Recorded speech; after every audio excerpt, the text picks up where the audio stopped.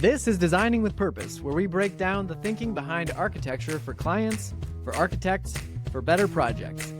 I'm your host, Kyle Stewart, talking with the team at Thrive Architects about what actually drives great design. Let's get started.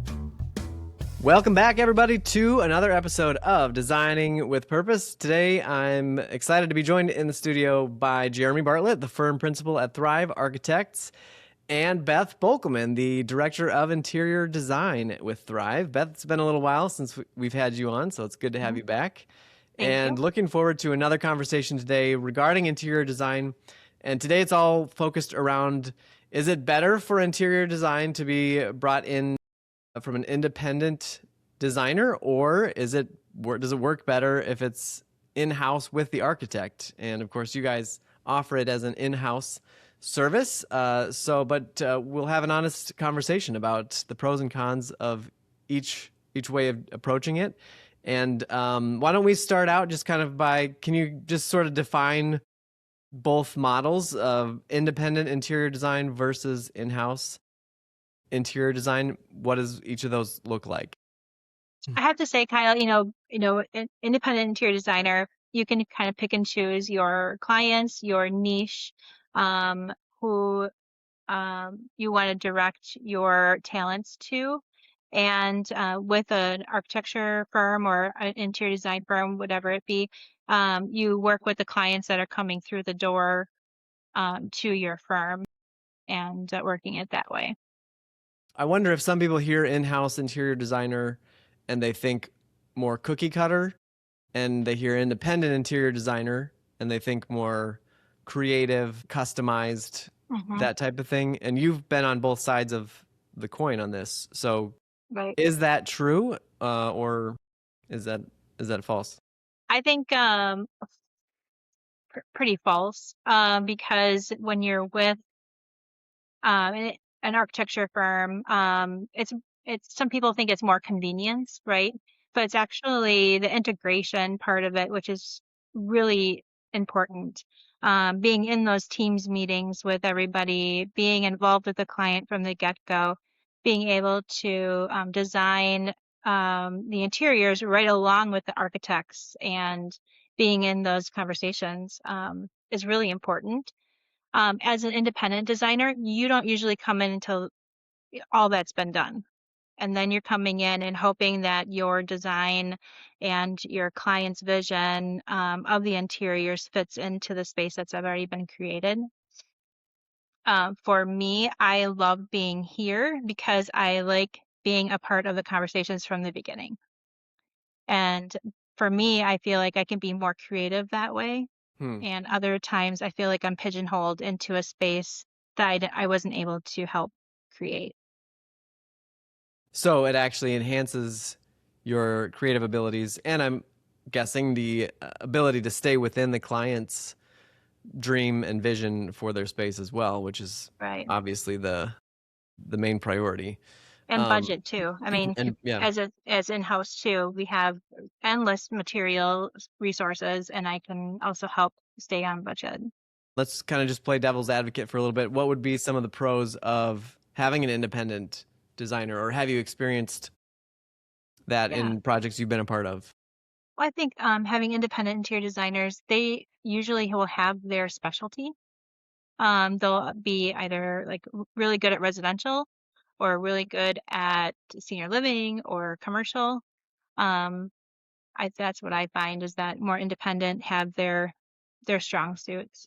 Any other pros, Jeremy, from your experience with The working with business side, there's a business side to it. So it seems like I would say more independent interior designers not only make their living through the income that comes in on the client design side, but they also make it on the specification side. So they might be leaning towards specifying products where they get a little bit of additional income from specifying. I see, yeah. Where here we can pretty much stay independent of that. Our company resources and finances cover the cost of Beth's salary, so we don't really have to rely on selections based on additional incomes. So we actually don't do that. So there's no incentive to choose specific products or materials or anything like that with the in-house option. If you were advising a client, again, trying to be as objective as possible, how would you advise them to go about the process of choosing the interior design portion of their project? I guess like who is the best fit for that client? First thing that comes to my mind is that someone that they have worked with in the past that knows them very well and how they work, or is it someone who has a really unique space, or doesn't have or doesn't want the responsibility of finding someone, and we already have it here in-house? Yeah. Okay, so let's go deeper dive into the in-house, since that's your area of expertise at this point, and you've already mentioned several positives about it, between the convenience aspect of it, the integrating it from the beginning. It doesn't really sound like there's a sacrifice in the creative ability and the customization of it to the client. Jeremy mentioned even saving money potentially. There's no bias towards certain material selections or products, things like that. So what else about it makes having an in-house interior designer the way to go, either for a client or if you're speaking to other architectural firms that maybe they're on the fence about bringing in an interior designer? What would you have to say to them as well? We have a lot of layers when it comes to design.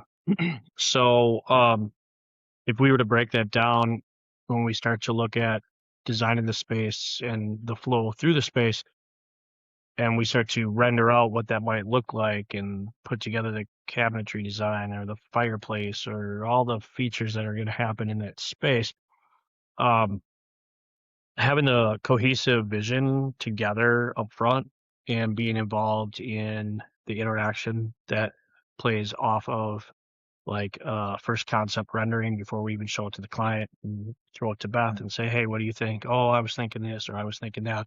Then we could work that back in and kind of get that on path before we even share the download to the client.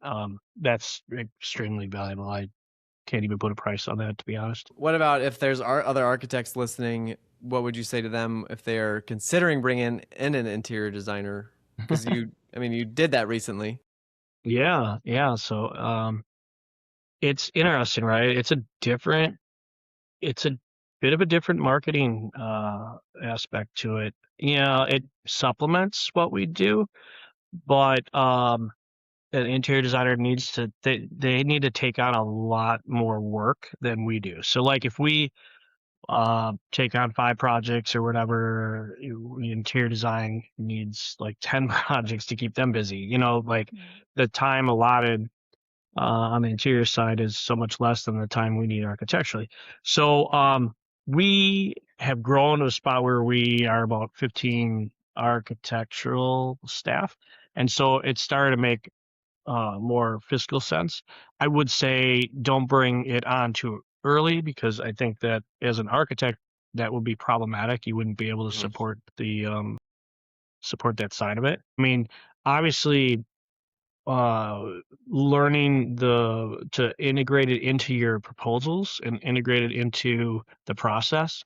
We're still learning that here. I think that's been a trial and tribulation a little bit here in the early stages. I think we're starting to figure it out, but we struggled a little bit with that in the beginning. And like, how do we talk interior design, and how do we explain to clients that we're offering this service, and how do we just get the information out there to our clients that that we're offering that? Obviously, doing videos like this helps, but there's much more than that, right? So we've been spending a lot of time doing lunches and meeting and taking out the clients and just saying, hey, here's Beth, like give her a shot. So, Yeah. What have you gotten any pushback or any feedback when it comes to that interior design aspect of projects? Like, is anybody reluctant to go in-house versus independent? I don't think that we've had any pushback. I think it's been very receptive. I think a lot of people are really happy about it. I wouldn't say, if someone has interior designer that they prefer, they still can do that too. So it's not like they're forced to even use our services if they don't want to.